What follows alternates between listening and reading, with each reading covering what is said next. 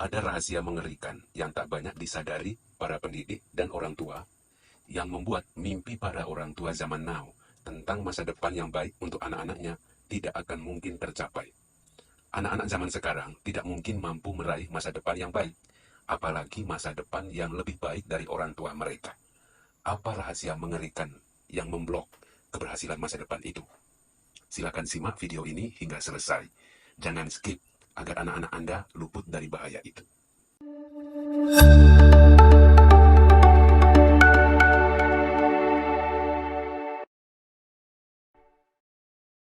Bapak, Ibu, dan orang tua murid, para guru, para pengelola pendidikan, dinas pendidikan, serta para peserta didik di mana saja berada. Sekian miliar populasi manusia hari-hari ke depan membuat perebutan peluang hidup semakin ketat. Pemerataan kesempatan pendidikan membuat anak-anak orang miskin dari pedesaan bisa mengenyam pendidikan tinggi yang sama dengan anak-anak kota yang orang tuanya sudah sukses di perkotaan. Fenomena menarik yang sedang dan akan terus terjadi adalah bahwa anak orang sukses di kota yang sejak playgroup sudah mengenyam pendidikan bagus dan les serta pelajaran tambahan, malahan kalah sukses dengan anak petani miskin dari desa yang hanya berpendidikan standar. Apa keunggulan anak-anak dari desa itu? Jawabannya terletak pada mentalitas prihatin nan tangguh. Mereka besar dengan didikan keluarga yang syarat dengan kearifan kultural. Mereka sering mendapat cium peluk orang tua, namun sering pula mendapat bentakan dan bahkan pukulan dari orang tua, serta bentuk hukuman keras dan kejam lainnya. Sesekali mereka senang kalau mendengar gurunya di sekolah memukul anak mereka untuk mendidik. Mereka mendapatkan pendidikan dasar dari guru-guru honorer dengan profesionalitas seadanya, namun tumbuh dalam budaya yang keras dengan kondisi sarana pendidikan seadanya, namun dengan keharusan untuk lulus ujian sama dengan anak-anak kota yang berada. Di rumah, mereka memasak sendiri. Mereka makan makanan sederhana. Dimakan habis 3 kali sehari, karena mereka juga kerja fisik, membantu orang tua di sore hari. Mereka terbiasa harus menjadi anak yang pandai di sekolah dan berbakti di keluarga, agar kelak taraf hidupnya lebih dari orang tuanya. Apa yang terjadi dengan anak-anak kelahiran kota dari orang tua yang sudah sukses? Mereka serba dimanja. Anak hanya maksimal 2 dalam setiap keluarga. Jangankan untuk belajar, untuk makan saja mereka harus dibujuk.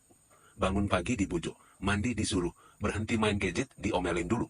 Beranjak ke meja belajar, ditanya dulu oleh orang tua apakah ada PR atau tidak. Makan dimasakkan, baju dicucikan dan disetrikakan. Berangkat sekolah, semua buku dan pakaian dibantu untuk di-packing di tas, diantar, dijemput, hingga SMA.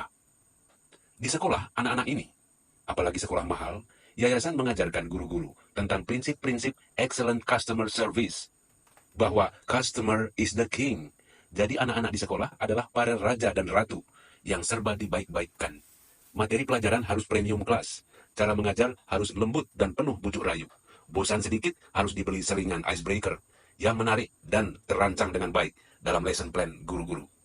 Guru harus mengajar dengan cara menarik dan menyenangkan, dan dilarang marah di depan kelas. Demikian teori pedagogi mengajarkan.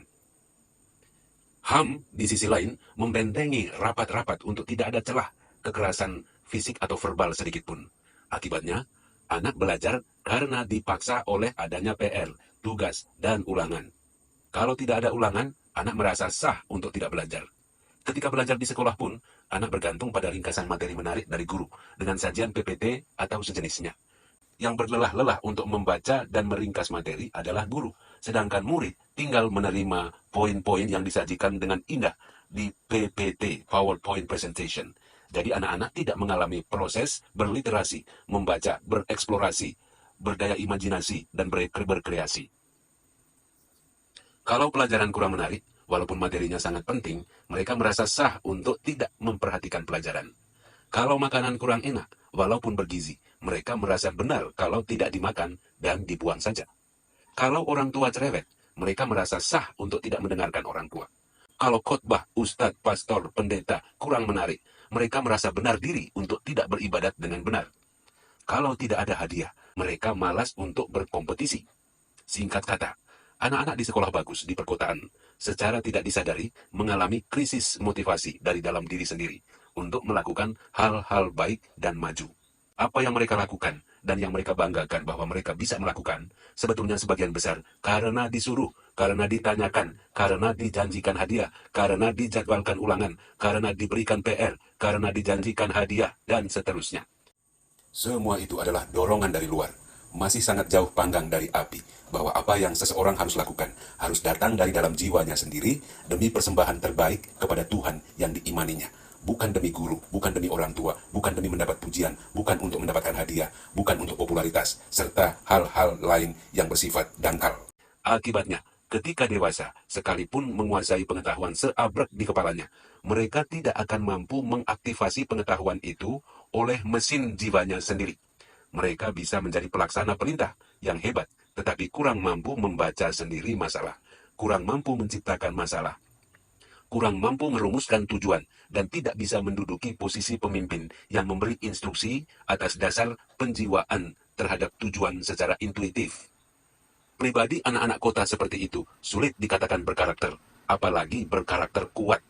Orang sukses di masa depan dasarnya adalah harus orang yang berkarakter kuat terlebih dahulu, ditambah sedikit kepandaian. Seperti apa pribadi berkarakter kuat itu? Silakan simak video kami berikutnya tentang ciri dan contoh pribadi berkarakter kuat.